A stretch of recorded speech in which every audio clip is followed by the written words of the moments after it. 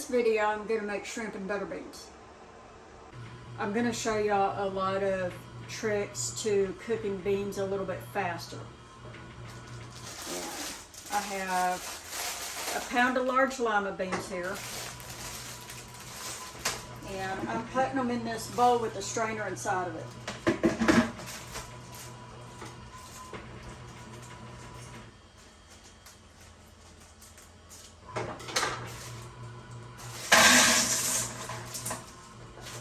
I have a pot of rapidly boiling water here that I'm going to pour over the beans.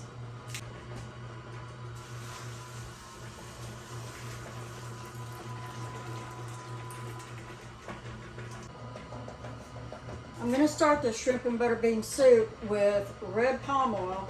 This is a type of oil that comes from Nigeria, from the red palm fruit. And this is what it looks like. It's actually yellow, not red. I feel like if you're gonna make African soups, you need to use African ingredients. If you've ever wondered why elephant ears are so popular in the South, they were grown in the deep South on the plantations in Louisiana, Mississippi, and Alabama, and probably Georgia, South Carolina, all along the deep South where it's real humid.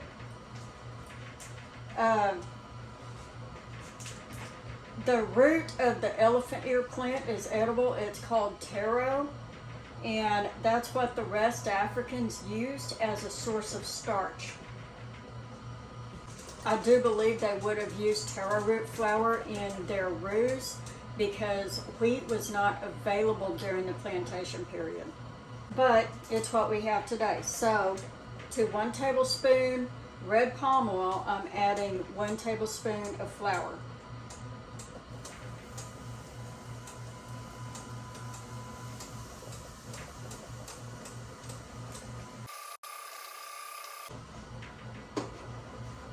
Now, I know we've really gotten away from our Southern traditions, but I want to try making a roux with taro root flour and see how much different the flavor is.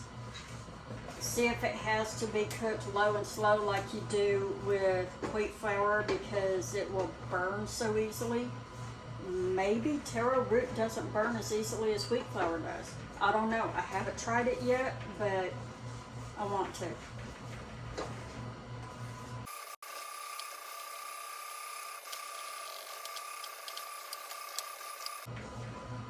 Okay, so that flour caramelized real quick, so I took it off the heat. And this is what it looks like.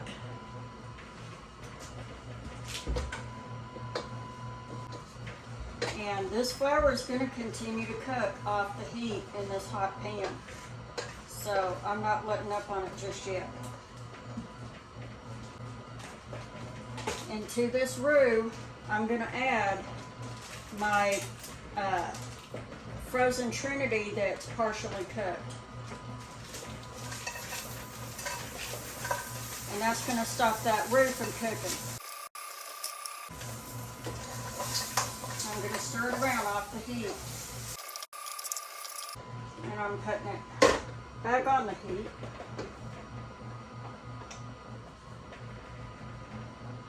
I have it set to about medium or medium high. I'm not real sure with this new burner because the dial is different.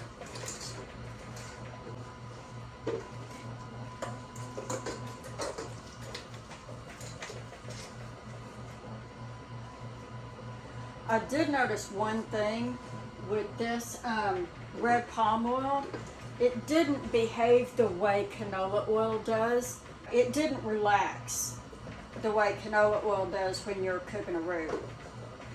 It also reached a smoke point faster than canola oil. Canola oil has a higher smoke point than this red palm oil does because canola is a frying oil and red palm is more of a sauteing oil. So I might have gotten my roux just a wee bit too dark, but that's okay.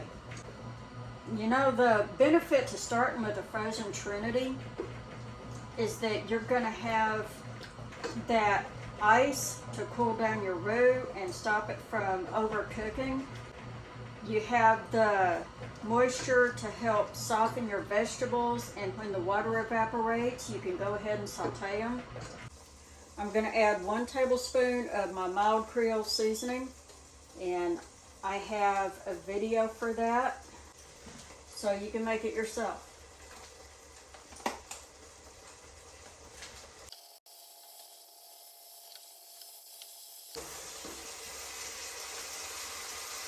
Okay, now I'm going to add my Trinity stock.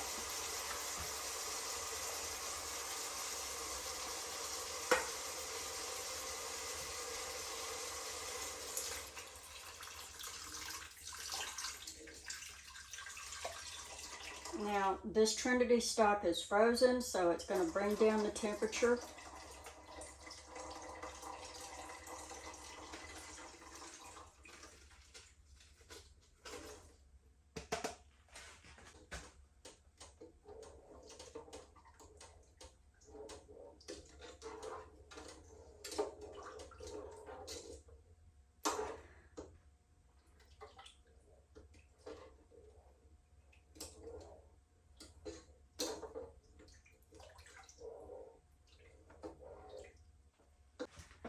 I'm going to add 2 tablespoons of this better than bouillon vegetable base.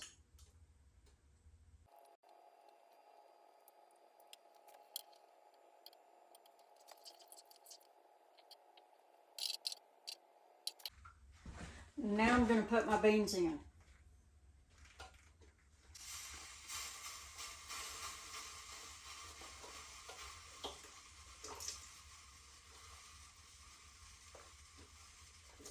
And they're still hot. The water they've been soaking in is still pretty much, it's still at boil temp. Okay, it's still really hot. And these beans are slowly beginning to get soft.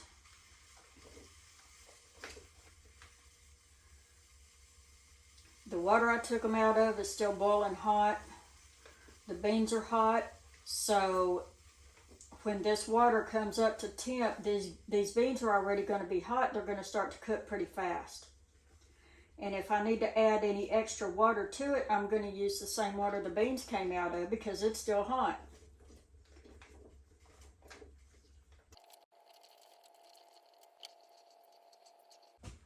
Almost forgot my garlic, so I'm going to add it in now.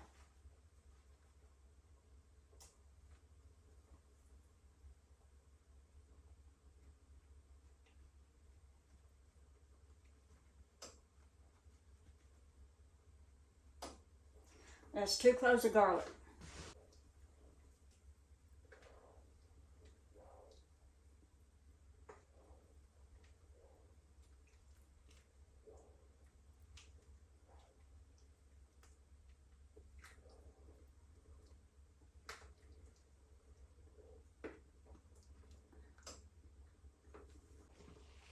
Now I'm going to put the lid on, let these beans come up to a boil, and I'll add water as I need it.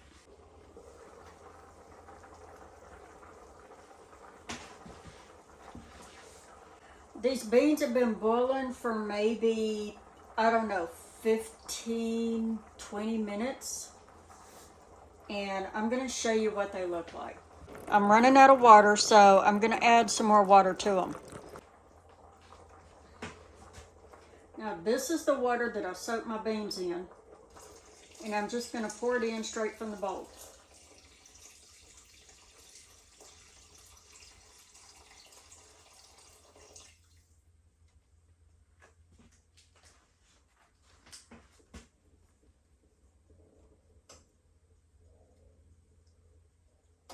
See, the water's already hot, but it doesn't have steam coming off of it anymore.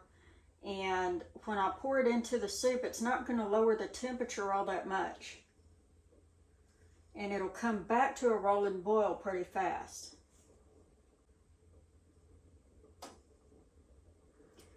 Fingernail test on the beans means they're not done yet.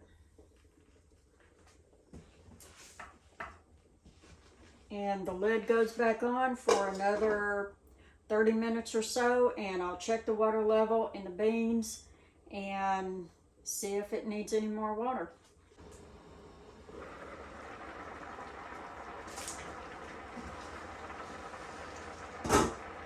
Okay, y'all, I'm an hour and 30 minutes into these beans, and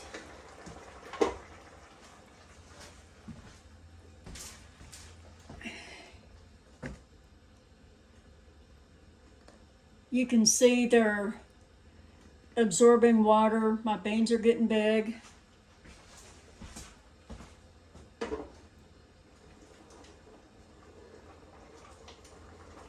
And this is the second addition of water that I'm putting in them.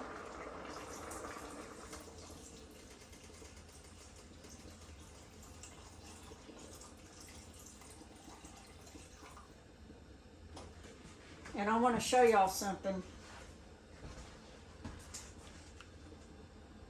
You see that residue down in the bottom of that bowl? That residue in the bottom of the bowl is from the beans, but it's also calcium deposits from Oklahoma's hard water, and I don't want it in my bean soup. So if you're using tap water in Oklahoma, a good idea is to fill up a bowl or boil it first, and then, you know, get the calcium deposits out of your water before you use it to cook with. I'm going to check my beans for doneness now too.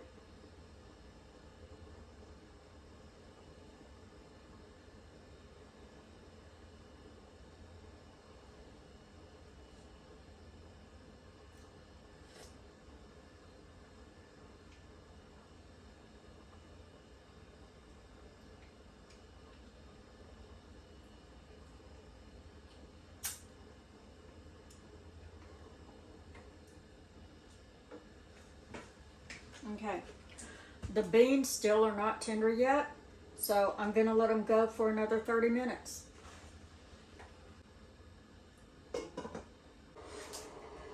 These beans have been going at a rapid boil for about 3 hours now.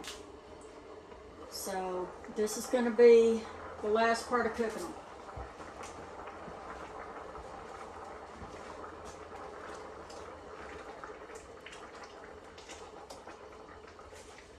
I'm going to turn the heat down to about medium.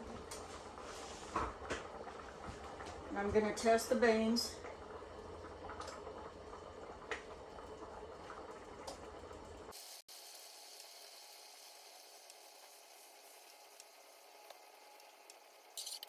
The beans are at a firm consistency. I am not going to mash these beans up like I do smaller beans. These butter beans, you want them to remain whole.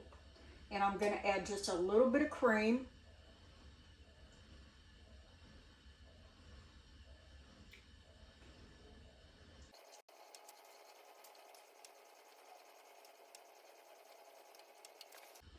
Added a 1/4 cup of cream. Now I'm going to add salt.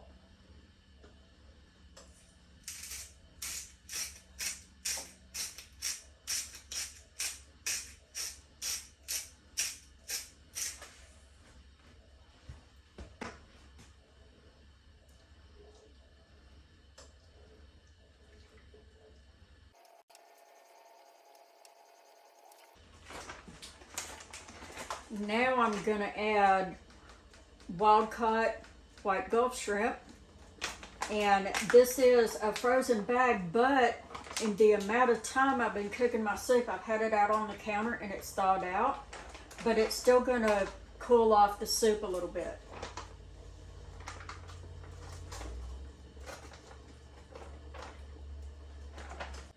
The shrimp is going to cook slowly. And you'll know when shrimp is done when it turns pink. And I'm going to cook it just a little bit past its pinkness because I want it to be firm but not rubbery, and I don't want it to feel mushy in my mouth. You know, sometimes when you don't cook it long enough, it's a little too tender. I'm stirring it gently because I don't want my beans broken up. I don't want them turned to mush.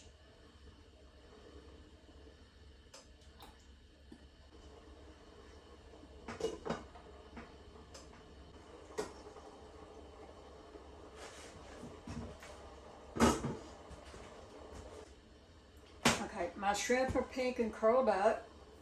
So now I'm going to add the parsley.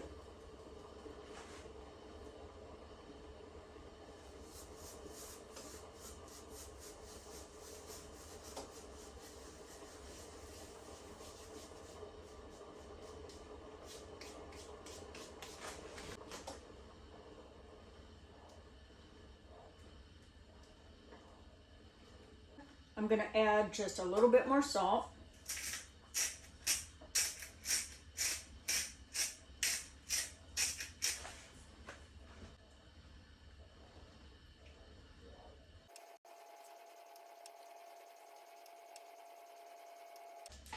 My shrimp is cooked, my soup's done.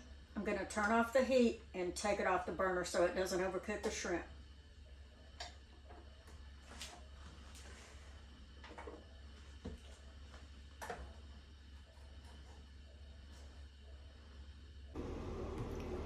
Okay, this is shrimp and butter bean soup. I didn't like it the last time I made it, so I remade it. I changed a few things. I took out the shrimp powder and I reduced the amount of cream that I used, and it turned out a lot better. And I'm eating it with the bread that I made in the bread machine.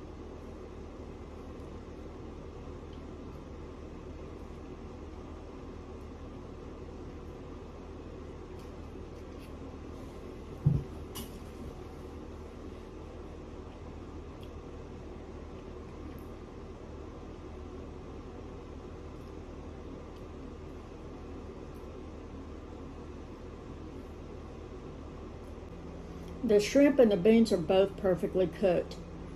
You don't want the beans mushy. You don't want the shrimp like rubber. This is perfect.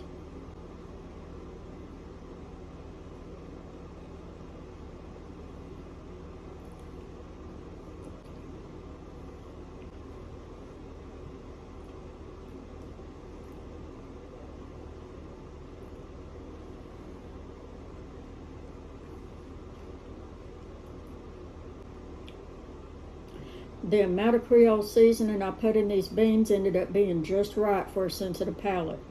By the time the beans were cooked, they absorbed most of the spice. The shrimp absorbed the seasoning nicely, and it just turned out a really good soup.